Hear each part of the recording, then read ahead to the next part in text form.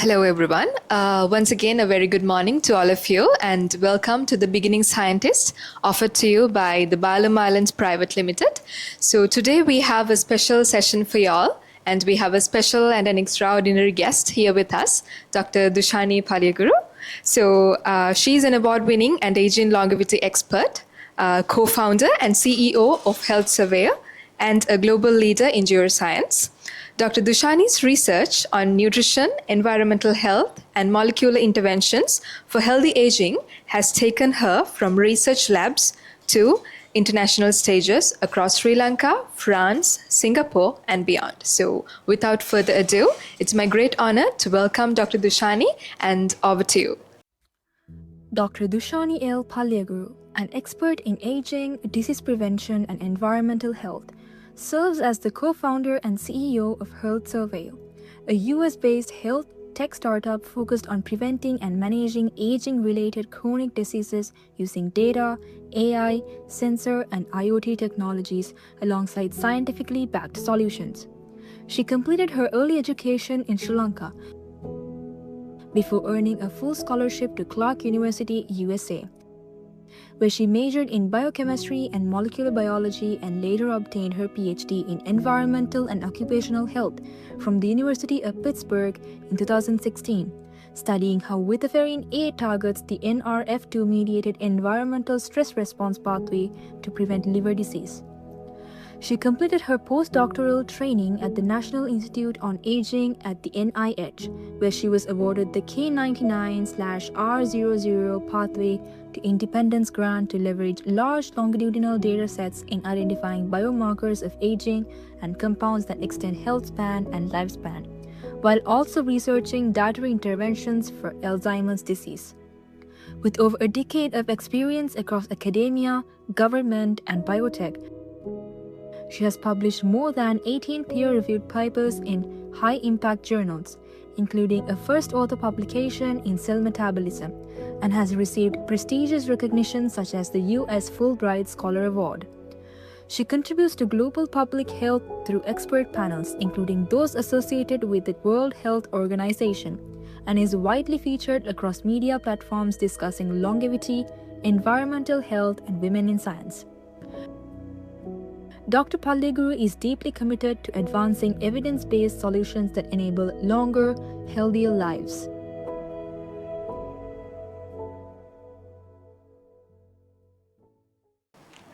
Okay, so Dr. Dushani, on behalf of the students here at BioLoom, I will be asking you several questions today.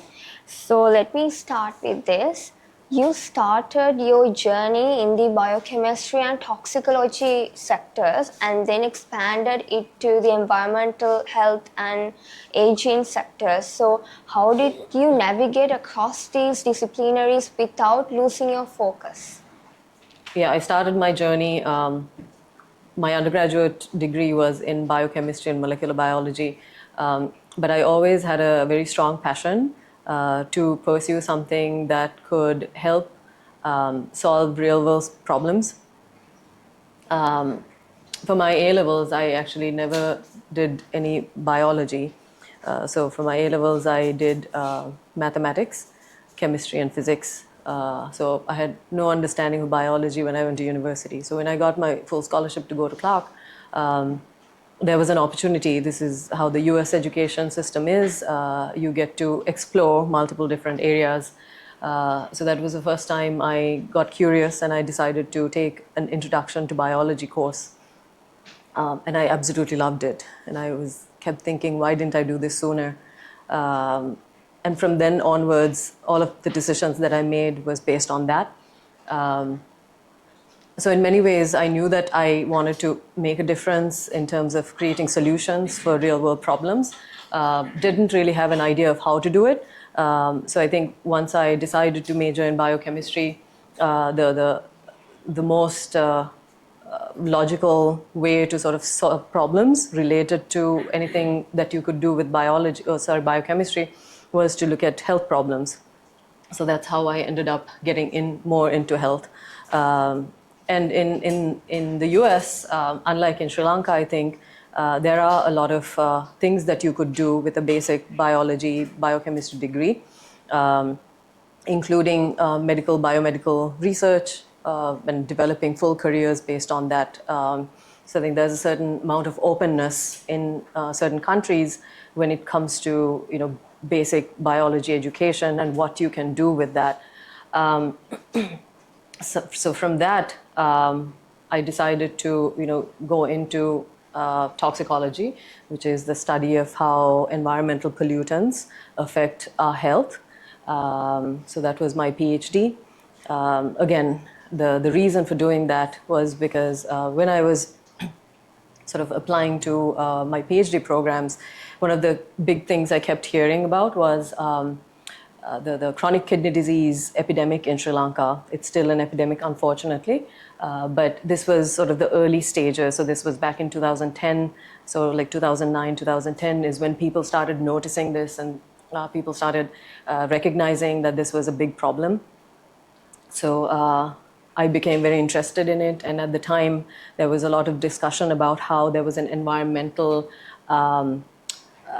etiology to this disease, and some of the speculations, some of the hypotheses were driven around pesticides and certain chemical compounds that were found in the environment.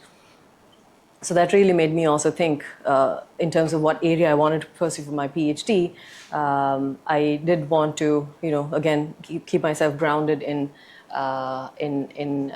trying to solve a real world problem. And this was the real world problem that I wanted to solve, hence my entry into toxicology and environmental health. So I think I would say the thing that sort of has been a common denominator throughout my career has been really trying to solve real world problems. And instead of getting an education to sort of, I like getting an education, but I think the driving factor was always, how do I use this education to solve a problem that was faced by people, humans, and so on. So I think that was how and then obviously with my postdoctoral training also, aging is a huge problem, and that was within the broad health problems that are very pertinent to the world even. So I think, again, you have your basic education, you need the background, but then I think it's always good to think about how you can utilize that to solve a problem. So that's really how I approach it. Okay, thank you. So my next question would be, what were the most critical decisions or turning points in your career that led you to shift from the Sri Lankan research working environment to the global level such as the US? So I think one of the big things was opening myself up for opportunities elsewhere. I think that really helped me think about how do you really establish something that goes beyond just Sri Lanka. So as a young 18, 19-year-old, I decided to go to the US, and that was, I think, a big turning point. And then from then onwards, like the way I sort of got trained, the opportunities that I got were all shaped by the experiences that I had in the US. And I think, like I said before, deciding to, driven by curiosity, driven by wanting to, do something different, not really sticking to the conventional path. So, when I was going to university, I thought I was going to do something more in chemistry or engineering because of what I had done for my A-levels. But then I think my curiosity or the opportunity presented itself. So I decided to, explore biology, and that also, completely changed my trajectory. So I think you have to be, to some degree, willing to take some risks, explore.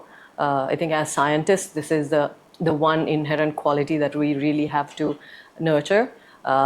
You have to have curiosity, right? You have to have curiosity. Without that, it's difficult to, do anything that we do. So with that curiosity, I think you have to think about how do you strategically use that curiosity to gain more exposure, experience, try something new, create something new, build something different, and so on.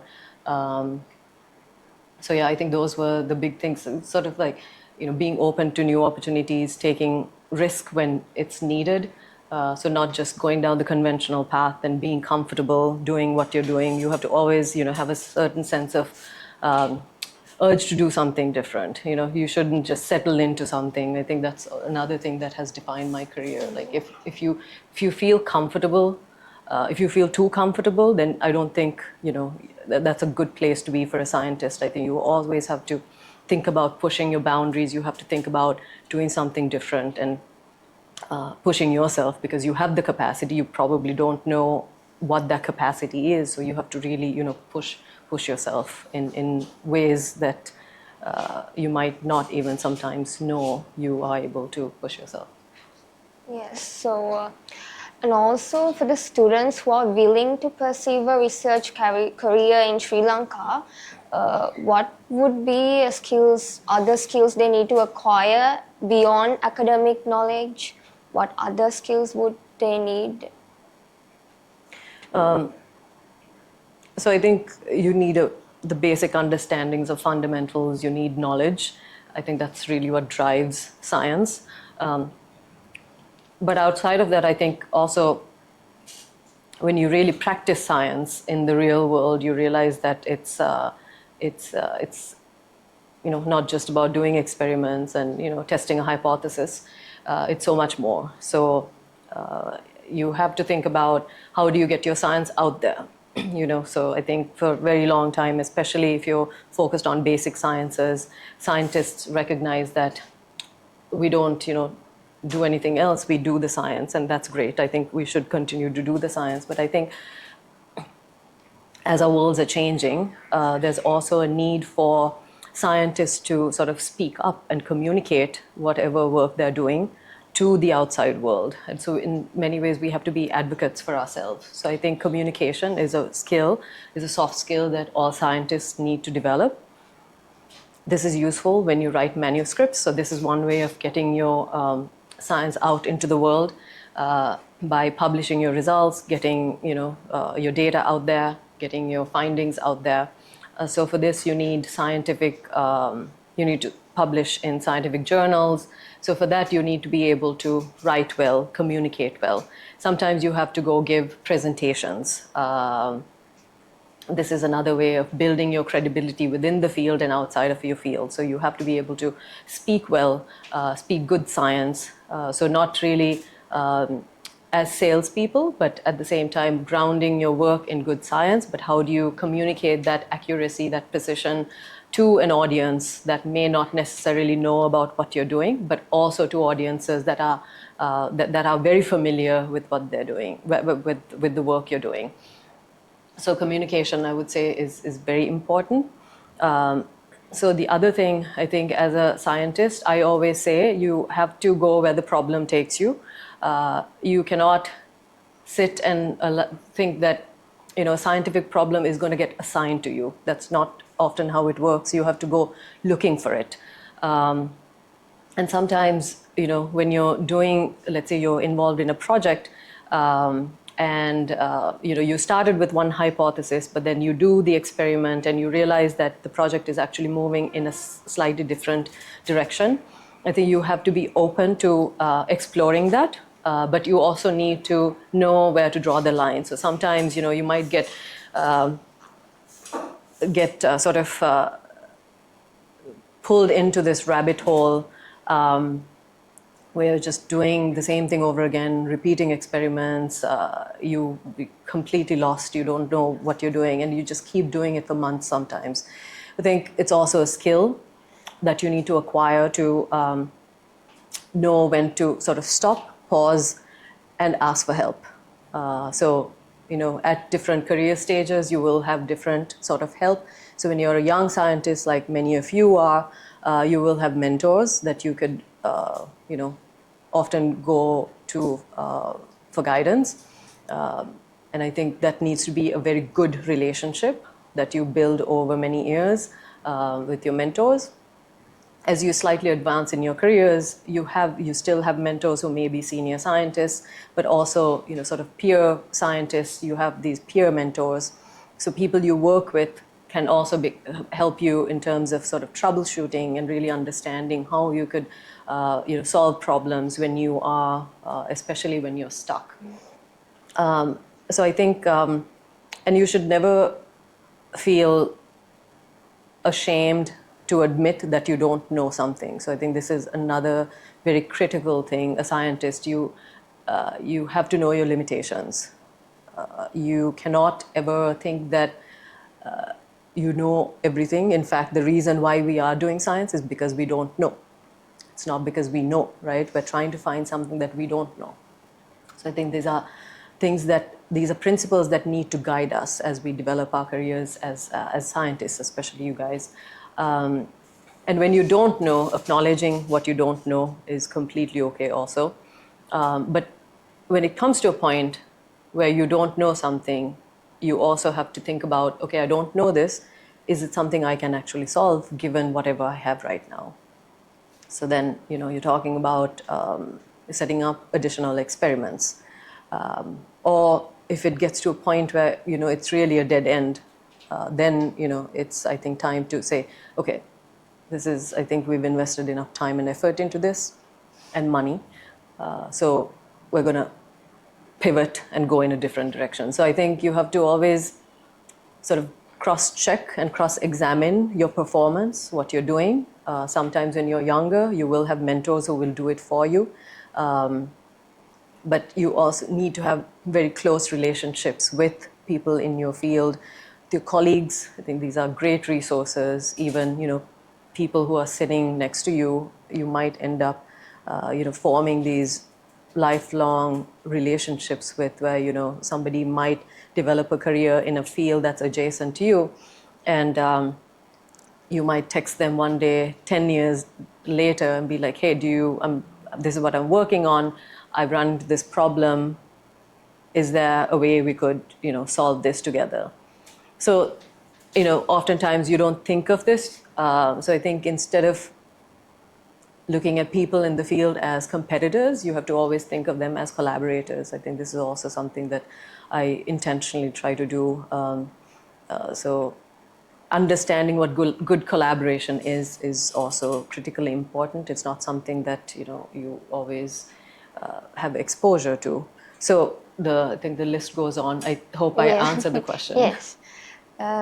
So how can students in Sri Lanka gain meaningful research experience and exposure when they are dealing with limitations of resources and opportunities? How can they go through that and achieve what they need in this field?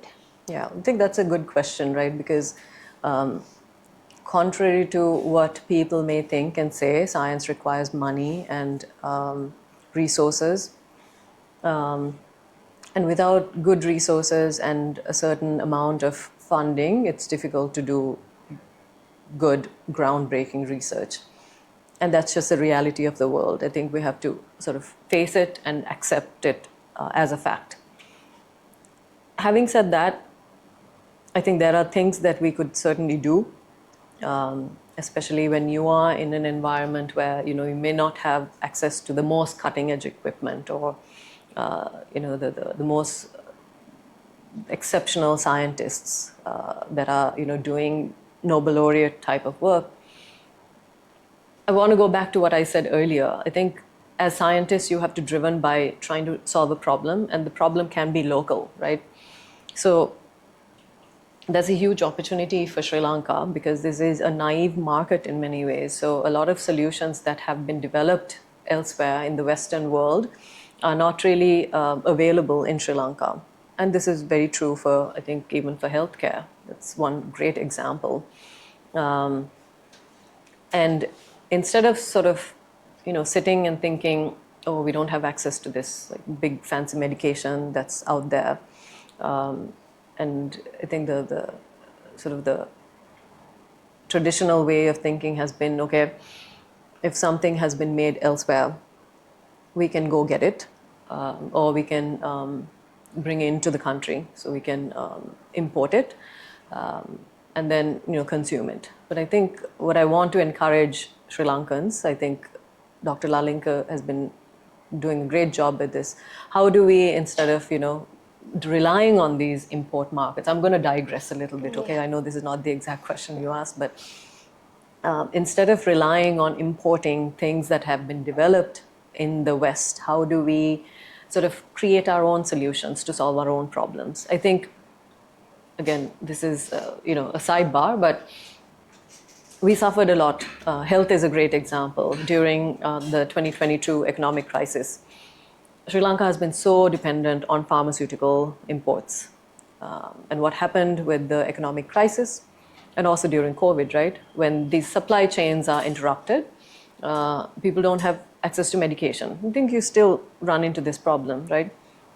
So I think instead of relying or over-relying on imports, I think there's an opportunity for us to really, within Sri Lanka, create a good pharmaceutical industry that solves a very pertinent local problem. It's easier said than done. There has to be, there has to be will, there has to be intent, there has to be funding, which I think is slowly coming together. But I think recognizing that, we cannot completely rely on imports and what's made in the West for it to come here is step number one. So within that concept, I think there are a lot of things that young Sri Lankan scientists can do. So if there are industries that develop, I think that opens up a multitude of opportunities for young people in terms of jobs, opportunities, careers, career advancement and training and so on. So I think that really needs to, that's not really up to individuals or students, but it's at the high level change that's really needed. And at an individual level, what can you do, right? So these are things that you as a student right now, what can you do if you want to, build a career as a scientist later? You have to first understand what's available to you and what's not available to you. So what's available to you might be, you're part of a university. You need to fully understand what is been done at the university. So from the perspective of research projects, what labs are there, what equipment is available, to what networks your professors may have. And one way to understand that is to build close relationships with professors, with your lecturers. I think, don't shy away from this. You have to, be that person who's gonna, go talk to professors. And you might think that, these people, they probably don't want to be bothered, but we love it when young people come and talk to us. And I think it's something that you absolutely have to do. I'll give a small example. I did a talk at NSPM Green University a few years ago. It's a relatively big lecture hall. And there were a few students who came after and spoke to me. There was one student in particular. She came and talked to me with so much conviction that she wanted to work with me on a project. I think the defining thing is that you need to have that conviction. You need to sort of pursue it. You cannot just be, you can't just be haphazard about it or just sort of here, there, yeah. But you have to be very clear about what you want to do. And long story short, we ended up working together. We are currently writing a review article, which hopefully will get published at some point soon. So it's not like the opportunities don't exist. So I think, and sometimes opportunities may come out of nowhere. So you may think that, we don't really have much opportunities, but you have to really be open. You have to keep your eyes, ears open to anything and everything that may fall within your interests, right? So you guys are users of social media. Keep track of what people are doing on social media also. If there are things that you think you could, use to expand your career, I think make use of those. There could be, certain courses. I'm not a big fan of, doing various, multiple types of diplomas and courses and things like that. But if you do it intentionally, it could actually be very useful. Meaning, you need to recognize where you're trying to go, and then, determine your starting point based on that, rather than doing a bunch of things that are unrelated and then hoping you'll end up somewhere. First identify where you want to go, and then build your career accordingly. Do everything that you do needs to sort of fit into that. Not everything, but most of the things you do needs to sort of help you push yourself in that direction. So talk to people, talk to professors, identify what resources are there. And this is not something that will happen overnight, right? So this will take a lot of effort. So I was in a similar situation in terms of not having the resources that were needed to do what I was looking to do. Where I went to undergrad, Clark University was a small liberal arts school. So they didn't have these very elaborate lab facilities. And at the time, I really wanted to work on cancer biology. So that was my thing at the time. So and there was no cancer researchers at Clark at the time. So through one of my professors, my biochemistry professor, he got me in touch with somebody from University of Massachusetts Medical School, which was actually 2 bus rides away. So he got me in touch. The opportunity existed, so I went and spoke with 2 cancer researchers there, and they were doing really good, hardcore. One of the professors was Harvard educated, so she was doing some really good, hardcore cancer biology work. So what she expected from me was I needed to come in the evenings. So once I was done with classes, I needed to travel for about half an hour to their lab and do a research project, sometimes on weekends also. And I did it. That's what I did, and that was my honors thesis project. So sometimes you may not have the opportunities right then and there, right in front of you, but you have to seek it out. You seek it out, and then it will require a certain amount of effort, sometimes a lot of effort. But if you are serious about it, then you have to be able to put that effort. So you can't sort of think that don't have the opportunity, so what's the point?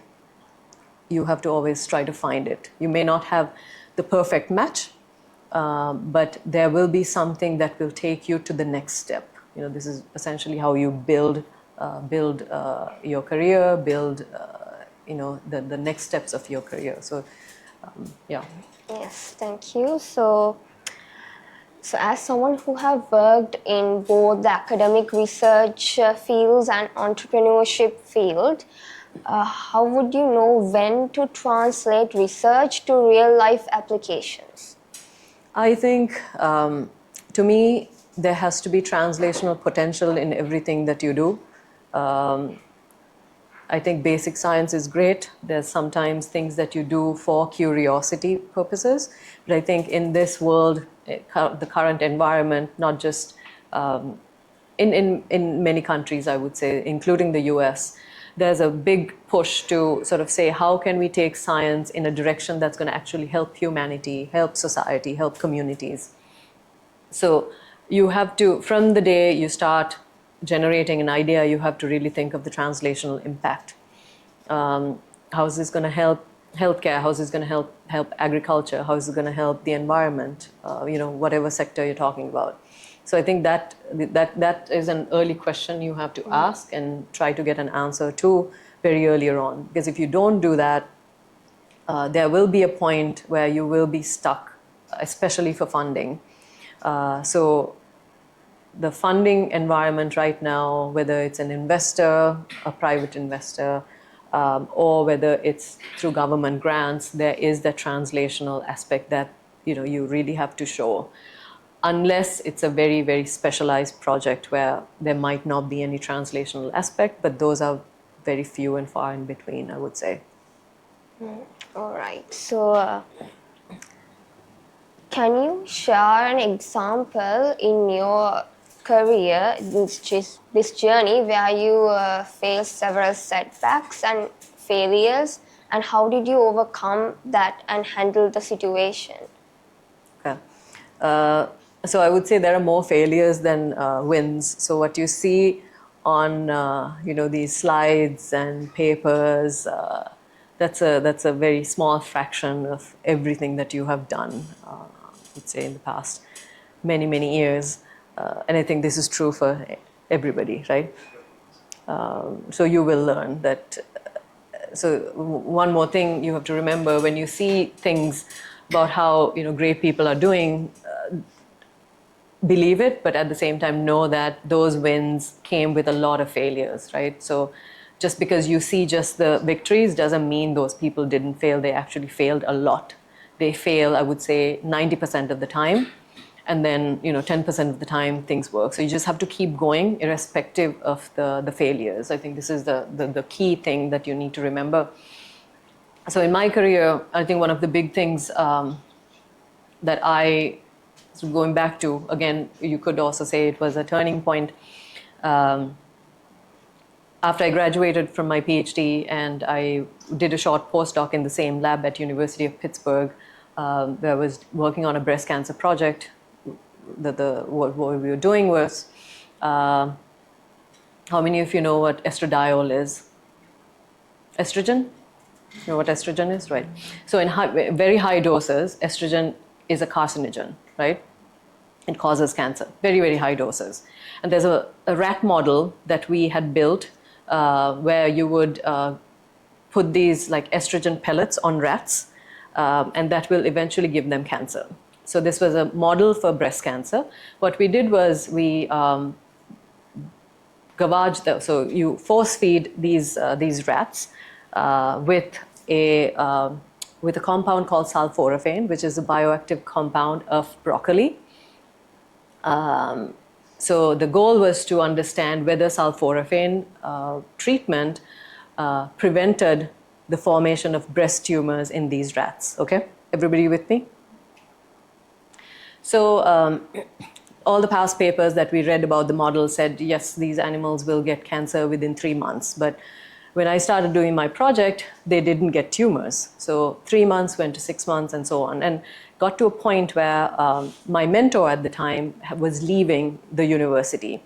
So he was from University of Pittsburgh. He was going to Seattle.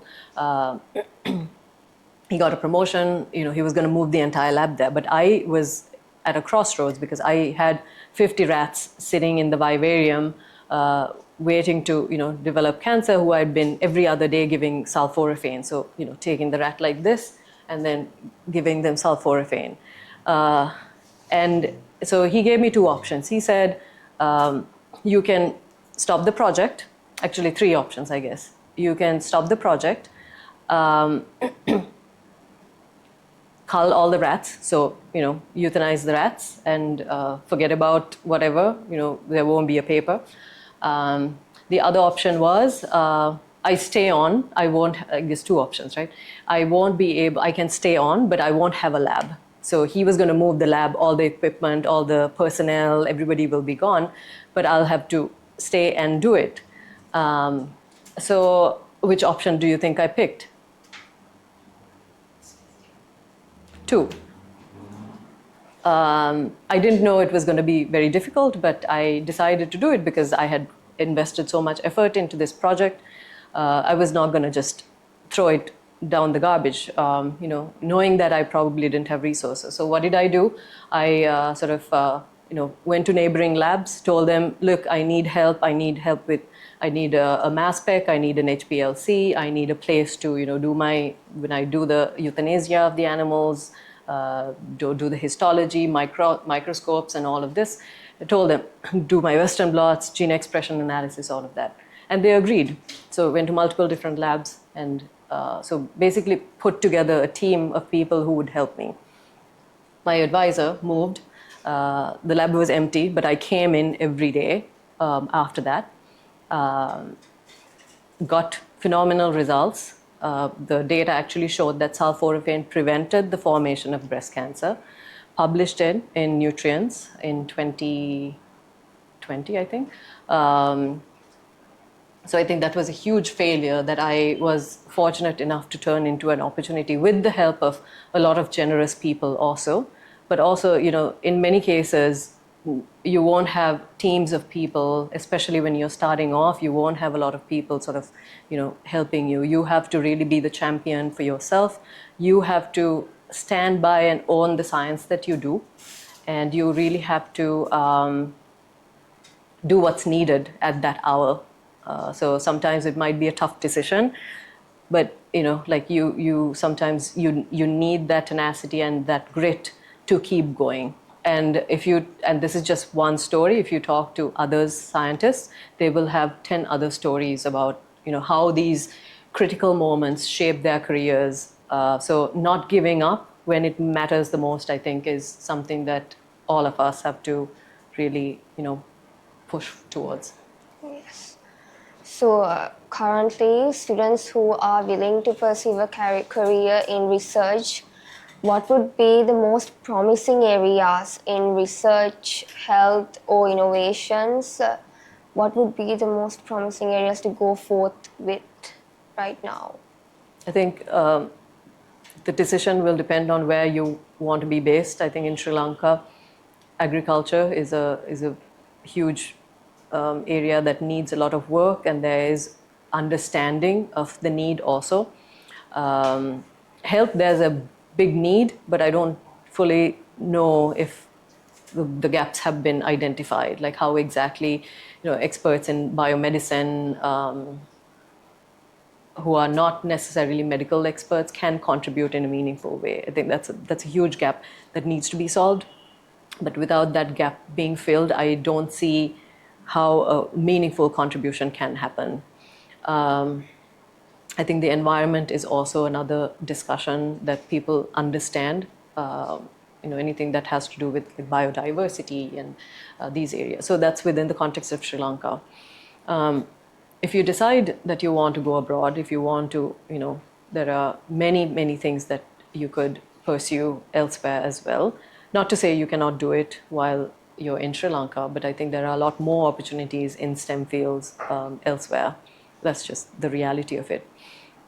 So I think instead of focusing on sort of broad areas, one thing you can maybe think about doing is how do you build skills that are cross-cutting and cross-disciplinary.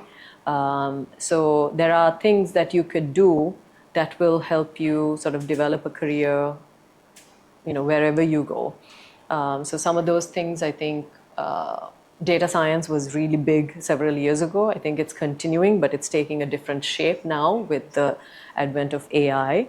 And it's moving very fast. I think everybody at this point, if you are doing any sort of, and if you're in a science career, you have to, I think, have some understanding of how data can sort of shape you. So computational modeling and AI, how to use AI effectively for your research are things that you definitely need to do.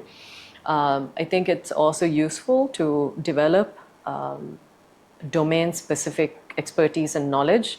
So the reason I say that is, when you're trying to solve a problem, especially in the landscape that we're in, there are two things that often come into play, right? So there will be computation, there will be data, there will be things that are heavy on data, like AI.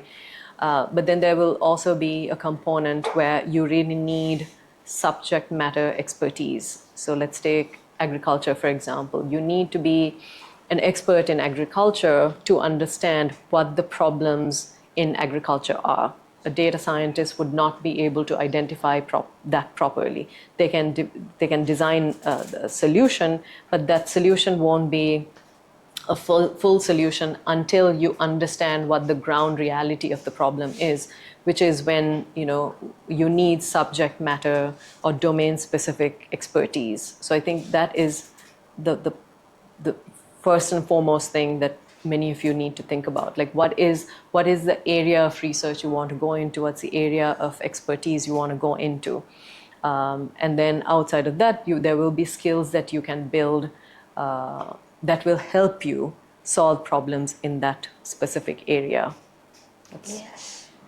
So, as we discussed earlier, due to the limitations that most of the researchers and students face in Sri Lanka, as you mentioned, the best way is to network and make connections with different mentors and researchers. So, this is quite difficult in Sri Lanka. What would you say are the most effective ways this can be done, so we can make good connections with global researchers and also local mentors? Okay. Um, yeah, I think this is a bit of a problem, but again, you should never let these challenges stop you. I think you need to first understand not everybody is the same. So you may come across some professors, some senior professionals who may not be as open to, like younger students looking for mentorship, but not everybody is like that. There are plenty, even in Sri Lanka, who are more receptive to, mentoring and things like that.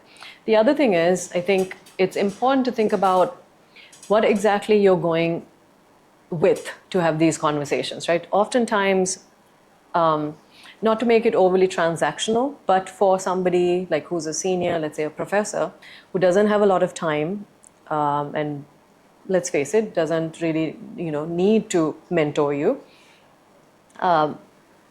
Why should they be mentoring you is a question you have to ask. So always think from the perspective of the person you are approaching, right? Why would they want to mentor you? So you have to bring something to the table, right?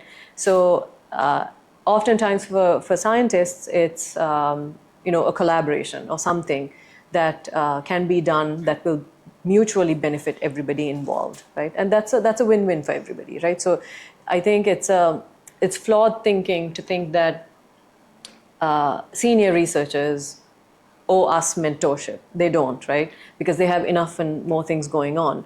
The more productive way to think about it is what do I bring to the table so that both of us will benefit from this relationship. So this is what good collaboration is all about, right? So it's not what can I get from this person, but rather what do I bring to the table and how can we both, benefit from it.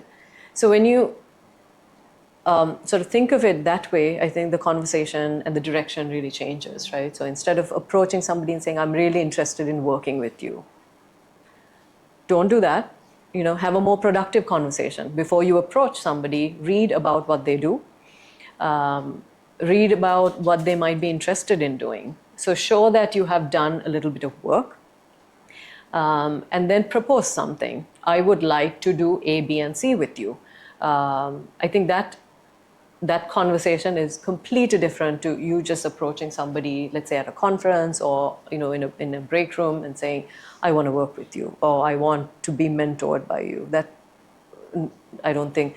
So again, put yourselves in the shoes of that person, right? You may not have the same amount of experience, but if a younger person, you guys are university students, somebody from, let's say, an A-level and an O-level student approaches you, maybe it's a slightly imbalanced sort of comparison, but again, if they bring something productive to the table to you, I think there's a higher chance of you responding positively to that interaction as opposed to somebody just saying, hello, nice to meet you.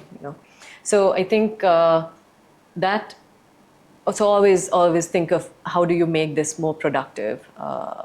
And the other thing is, again, like seek out opportunities, right? So you may not have access to some of the biggest and the best conferences, but there are local conferences that are very good. So keep track of those. And if you have a research project that's sort of developing, I really encourage you to present it at every possible opportunity you get. This is how you sort of create visibility for yourself. You have to put yourself out there. So, not just doing the research, like I said at the very beginning, outside of just doing the research, you have to put yourself out there. So if you're working with a mentor right now, tell them that you want to present your findings at conferences, and do posters. How many of you have presented posters? So if you haven't, I encourage you within the next 365 days, you have to present a poster. And is everybody doing a research project? Okay. So when you present it, there are many things that happen. You get feedback, but it also helps you sort of structure it, right? Now, it's not just a project that you're doing in a lab. you are putting it out there. So you want to set some standards. You want to make sure everything's done properly. You want to show that it's polished. So this gives you an opportunity to sort of polish your thinking process, refine your hypothesis, and then also once you present it, you will get feedback from people. So that will help you really sort of move your research to the next point. And then with that visibility, when you go present, people start noticing, oh, this person, they talked about this, and then they will come and talk to you. Sometimes it could be a research professor, somebody who knows somebody may come and talk to you. So I think this is very, very important. So rather than just doing research or thinking about research, you have to do and also show. Yes, so finally, how did your initial research experience and education that you got from Sri Lanka, how did it shape up your perspective as a scientist? And also, how can Sri Lankan students right now use their local context as a leverage to build up that as a strength to go forth? Okay. I think Sri Lanka really helped me identify what opportunities exist. And so from the perspective of creating solutions, I think when you see a market or see a community, see societies that could really benefit from a solution, I think you are more inspired to create the solution itself, right? So I think that's really truly what Sri Lanka has given me, I think throughout my career. In fact, which is why I returned to Sri Lanka on a Fulbright, because there was a very clear opportunity where I think my science could find a solution to an existing problem. So I think you have to always sort of think along those lines. And then in terms of what you can do, sorry, what was the last part of the question? How can like Sri Lankan students right now use the local context as Okay. a strength? So again, I think, like I said earlier also, there are numerous problems in Sri Lanka that needs to be solved, right? And just because a solution exists in a Western country, in a developed country, that does not mean it will come back here or it's the best option for Sri Lanka. So I think, it's context dependent, it's dependent on so many different factors. So think locally in terms of how a problem can be solved. So there are different factors that will affect how a solution can be developed, how it will be taken up in the population, the society that you're trying to help. So I think you have to, the take home really, what I want to leave you is, when you go out into the world, try to look at the world from a problem solving perspective. This is essentially what scientists do, right? So you try to identify a problem and you generate a hypothesis, you test your hypothesis and try to come up with a solution to the problem that you observe. So I think that's really the thing that you could do. And believe me, when you start doing it, you will see many, many problems that need solving. And from that, with the background that you have and as science graduates, you can really think about how do you leverage your education and the skills and things that you have developed over the past few years to solve those problems. And then in order to solve those problems, what do you need to do? What do you need to gather? Who do you need help from? What exactly do you need in terms of funding? Do you need to be part of a specific industry? So then, you start thinking about mapping out the entire landscape that will help you solve that problem. Is that? Yes, thank you so much. So let me conclude this, and thank you so much for sharing your experience and knowledge, and thank you for guiding these upcoming young scientists at BioLoom Islands. Yes, thank you so much. Thank you. Yeah.